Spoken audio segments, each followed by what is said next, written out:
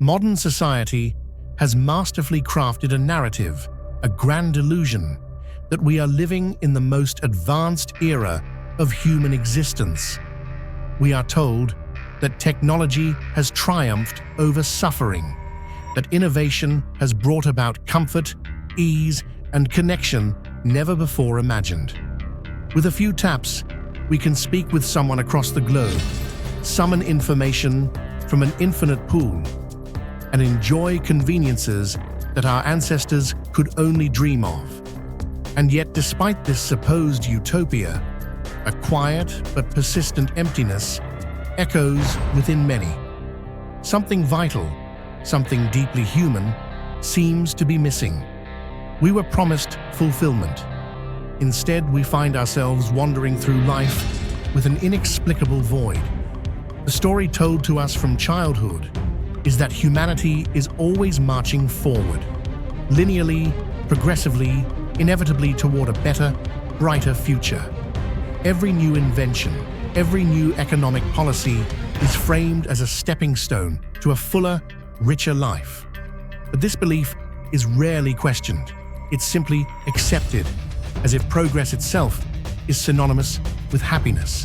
And so, we grow up believing that more is better, that speed is power, that the future is always preferable to the past. But if this is true, why do more and more people report feeling unfulfilled, anxious, depressed, even when surrounded by abundance? This is the paradox of modernity. The more we advance, the more disconnected we become from ourselves, from each other, from any sense of meaning. The issue doesn't lie in technology or development itself, but in how we've allowed them to redefine human existence. Life has been transformed into an endless race, not toward beauty, truth, or joy, but toward productivity and consumption. We're taught that the purpose of life is not to live, but to produce, to consume, to upgrade. That happiness lies in climbing an invisible ladder of wealth, of status, of digital approval. In this obsessive chase, we've lost touch with what it means to simply be. We've sacrificed presence for efficiency, depth for convenience, wisdom for information. The same technology that was supposed to unite us has in many ways left us more alone than ever. Yes, we can message instantly, but are we truly connecting? Our screens are filled with the highlights of others' lives, their curated successes, their polished moments, turning comparison into a daily ritual. Social media was meant to be a bridge between souls. Instead, it's become a mirror that distorts reality and magnifies our insecurities. We scroll, we tap, we like, but do we feel seen? Do we feel heard? We've also been told that access to unlimited knowledge would liberate us, that with every Google search, we would come closer to truth, to enlightenment. But the flood of information has become an ocean of distraction. Instead of wisdom, we drown in noise. Instead of clarity, we get overwhelmed. Our attention, the most sacred currency of consciousness, is constantly being fragmented, pulled in every direction. We are rarely here, rarely now. We are not becoming wiser. We are becoming faster consumers of superficial stimuli. Knowledge has been repackaged as entertainment. Thoughtfulness has been replaced by urgency. Reflection has been traded for reaction. Even our goals, our dreams, have been colonized by the system. We're told that success means status, that happiness begins with financial stability, that life must be mapped out, measured, and optimized, that to fall behind is to fail. But these ideals don't free us. They imprison us. They turn life into a scoreboard and every human being into a contestant. The result? A chronic sense of inadequacy, a never-ending feeling of not being enough. Progress, in its current form, has dehumanized us. It has imposed a mechanistic view of existence, where people are not souls, not stories, but units of productivity, replaceable, expendable, trained from birth to serve the system, to contribute to the machine. From the moment we are born, we are groomed for usefulness. Education is not designed to awaken consciousness. It is designed to mold compliant workers. We are taught that our purpose is to work, that the more we work, the more we matter, that our worth is proportional to our output. And so we work, we strive, we push. Even when we clock out, we don't stop.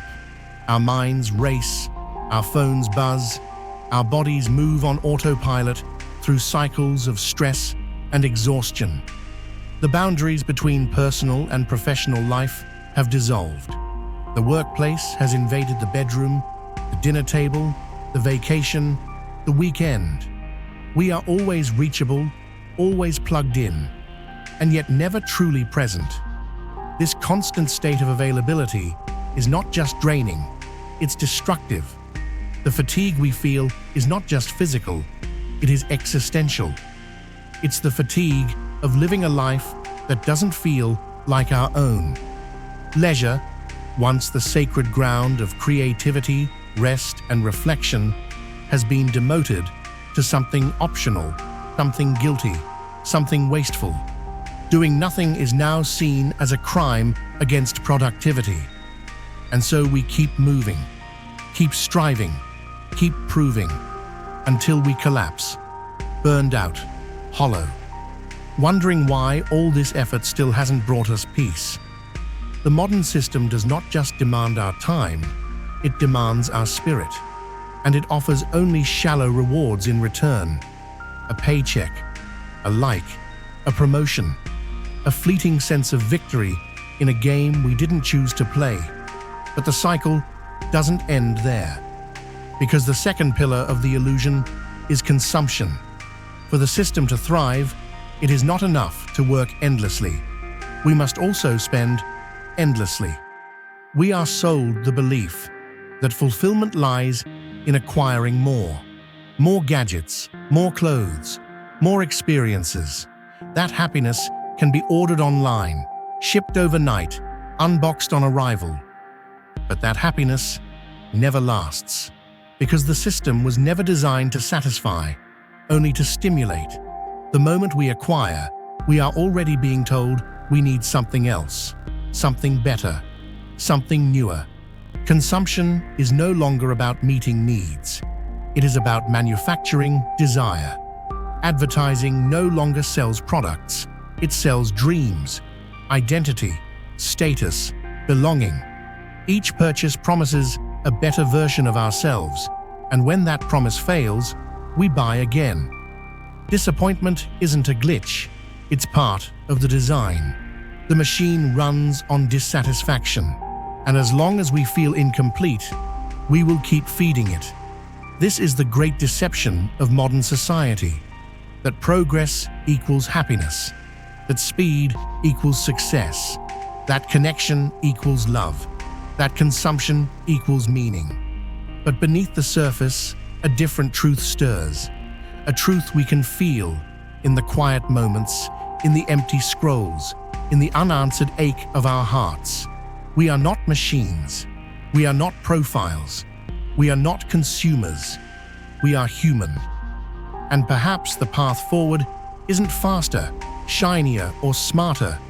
Perhaps it's slower, deeper, truer. Perhaps the future of humanity is not in the next innovation, but in the rediscovery of what we've forgotten. Silence, slowness, stillness, meaning, presence, love. The antidote to the great deception is not rebellion, but remembrance. To remember what it means to live.